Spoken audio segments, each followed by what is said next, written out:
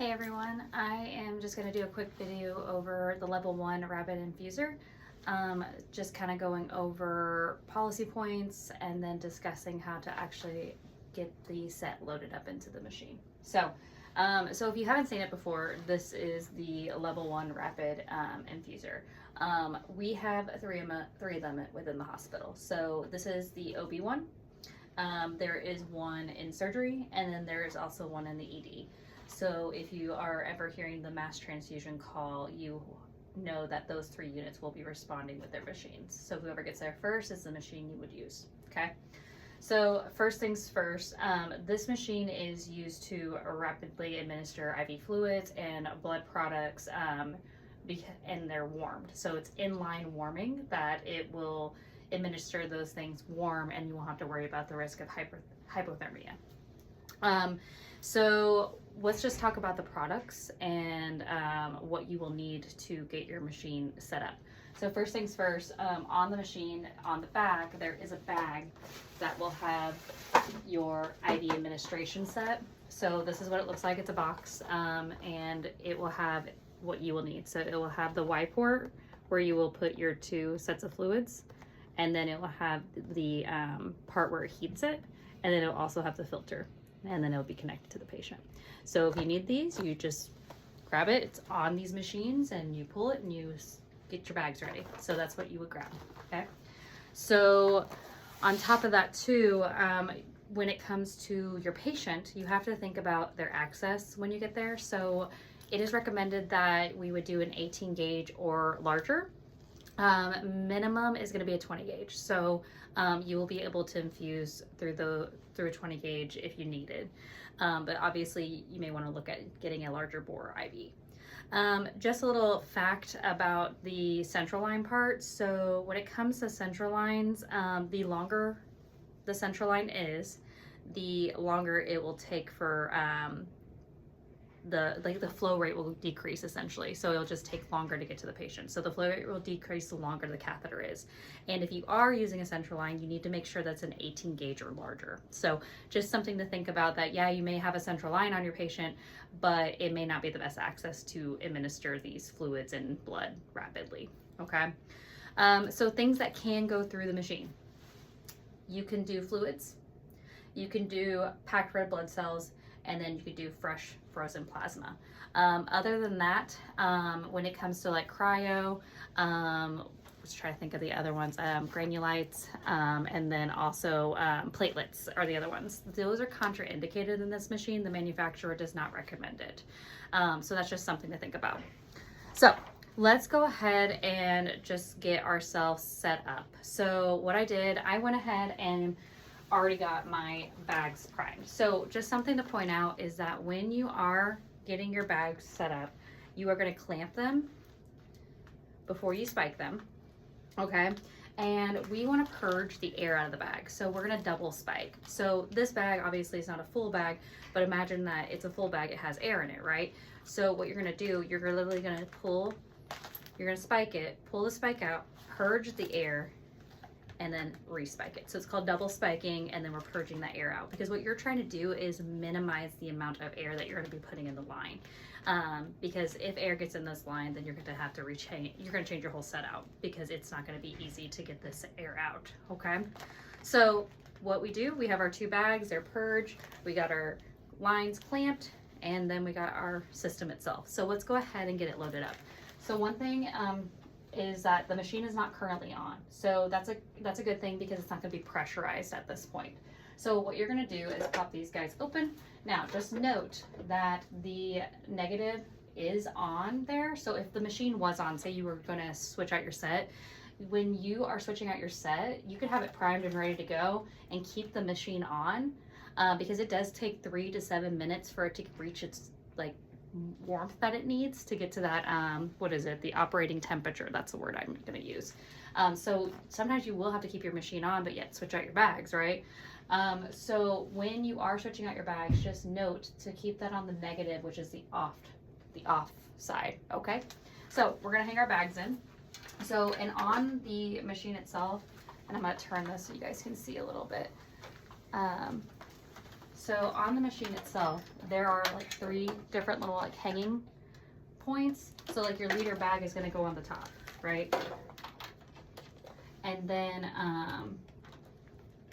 oh sorry, liter bag's on the very top, my bad. And then your smaller bags can be hung there, so it just fits perfectly in there, okay? So that one fits perfectly, and you kind of got to push it a little bit to get it in there.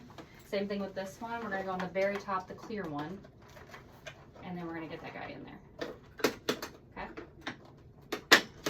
One person should be managing this when you are running MTP. Okay, so just note that one person's going to be in charge of this machine. So we got our 2 bags loaded. So what we're going to do, we're going to go ahead and get the heating element installed. So what you're going to do is you're going to always put the bottom in first. So put the bottom in 1. It's labeled number 1, okay? Put that in first, and you kind of got to push, like slide it down in there. And then you're going to kind of, the word I want to use is click. You're going to click it into place. And then number 2 is you slide this guy down over top of it. And you will know when it's in place, okay? The second part is the filter. Now, I just want to let you know that sometimes your filter will clog and that will affect your rate. So there is a way to clamp this guy. So you would clamp it, and then you can remove it if your filter is the issue, okay? But we're not going to do that. We're putting a new set in, but that is an option. So just so you know, that's kind of what, this is what it looks like. So if your filter gets clogged, there are options that you can change out just the filter and not everything else, if that makes sense, okay? So just something to note, okay? So when you're putting this one in, you're gonna go into 4 and just follow the line down and just kind of slide it into place here. And it kind of clicks, okay? I like to keep mine a little turny. And then last but not least, you are going to put this guy inside of here. Now just note that this little door is very fragile, so when you are loading it, making sure that it clicks and closes very gently, okay? So then one thing you also have to check for is your water chamber. This is where your water gets heated up to heat up the blood or the fluids. You need to make sure that's full. It will warn you though if you need more water, so you can put sterile water in it and then it's full, it's good to go. So we're all loaded up. I've hooked up to my patient. And we're going to just hit the green button, which is green for on. And then you unclamp. And then make sure you toggle to pressurize the bags. Okay? So, and it'll start pressurizing them. And what you're going to watch when they're pressurizing is that it gets to the 300 mark on here. And that 300 mark, it needs to be approximately there. If it's not there or it exceeds it, it may need to be put into service with clinical engineering. So that's just something to think about. So green light means there's good flow. If it didn't have good flow, it would just say like air in line, or it would not light up green. So it is good to go right now. And that's just how you set it up.